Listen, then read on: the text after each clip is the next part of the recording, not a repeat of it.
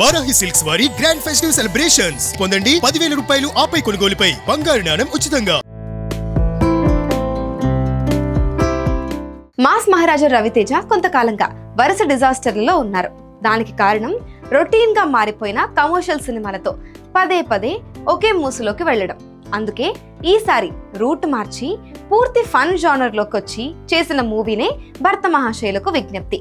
నేను శైలజ ఉన్నది ఒకటే జిందగీ లాంటి ఫీల్ గుడ్ మూవీస్ తో యూత్ ని ఆకట్టుకున్న దర్శకుడు తిరుమల కిషోర్ 3 ఏళ్ల క్రితం ఆడవాళ్లు మీకు జోహార్లు తర్వాత మళ్ళీ మెగాఫోన్ పట్టుకున్న మూవీ ఇదే. ఇక మరి అంచనాలకు తగ్గట్టుగా భర్త మెప్పించాడో లేదో రివ్యూలో చూద్దాం. రామ్ సత్య పెద్ద ఆల్కహాల్ కంపెనీకి ఓనర్. భార్య బాలామణి అంటే ప్రేమ ప్రాణం. అనార్కలి అనే కొత్త వైన్ తయారు చేసి స్పెయిన్ కంపెనీతో టైఅప్ కోసం ట్రై చేస్తాడు. కానీ ఆ సంస్థ రామ్ పంపిన ప్రతిపాదన తిరస్కరిస్తుంది.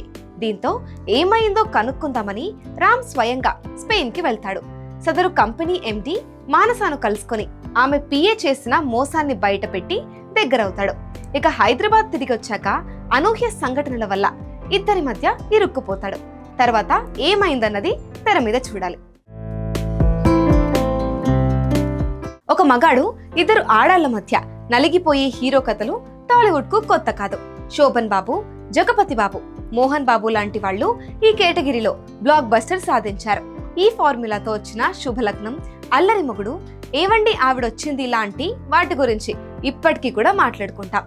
భర్త మహాశయులకు కూడా అదే కోవలోకి వస్తుంది. ఈ మధ్య కాలంలో ఇలాంటి సబ్జెక్ట్ ఎవ్వరూ టచ్ చేయలేదు కాబట్టి ఇప్పటి జనరేషన్ కొత్తగా ఫీల్ అవుతుందనే ఉద్దేశంతో ట్రెండ్ కు తగ్గట్టుగా ఫన్ జోడించే ప్రయత్నం చేశారు కిషోర్ తిరుమల. ఫస్ట్ హాఫ్ మొత్తం సింపుల్ గా జరిగిపోతుంది. పాత్రల పరిచయం, పాటలు అన్నీ కూడా రెగ్యులర్ ఫార్మాట్ లోనే జరిగిపోతాయి. సత్య కామెడీతో మేనేజ్ చేసుకుంటూ వచ్చిన దర్శకుడు ఇంటర్వెల్ దగ్గర అసలు ట్విస్ట్ ఓపెన్ చేస్తారు. అయితే ఇదంతా ఊహలకు అనుగుణంగానే సాగుతుంది.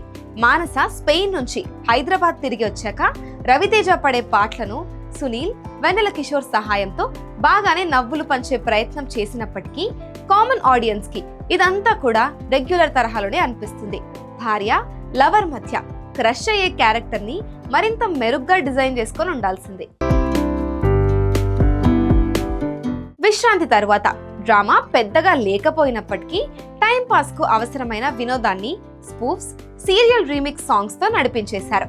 ఈ ఎలిమెంట్స్ మాస్ బాగానే ఎంజాయ్ చేశారు. విసుగు తెప్పించే గత సినిమాలతో నిరాశపరిచిన రవితేజ వాటితో పోల్చుకుంటే మాత్రం కొంచెం మెరుగైన అవుట్పుట్ తోనే వచ్చారు. అయితే అవసరం లేని ఫైట్లు, చైల్డ్ ఆర్టిస్ట్ రోహన్ మీద నడిపించిన కామెడీ వర్కౌట్ కాకపోవడంతో రెండో సగంలో లాగ్ ఫీలింగ్ కలుగుతుంది. దాన్ని తట్టుకోగలిగితే కాలక్షేపానికి భర్త పెద్దగా లోటు చేయదు. కాకపోతే ట్రెండ్, సోషల్ మీడియాని ఫాలో అవుతూ అధిక శాతం కామెడీ ఎపిసోడ్స్ ని రాసుకోవడంతో వీటి మీద అవగాహన లేని వాళ్ళు ఎంజాయ్ చేయలేరు. క్లైమాక్స్ లో మలుపు కొంచెం వెరైటీగా పెట్టినప్పటికీ దానికి ఆడియన్స్ యాక్సెప్టెన్స్ ఏ మేరకు దొరుకుతుందో చూడాలి.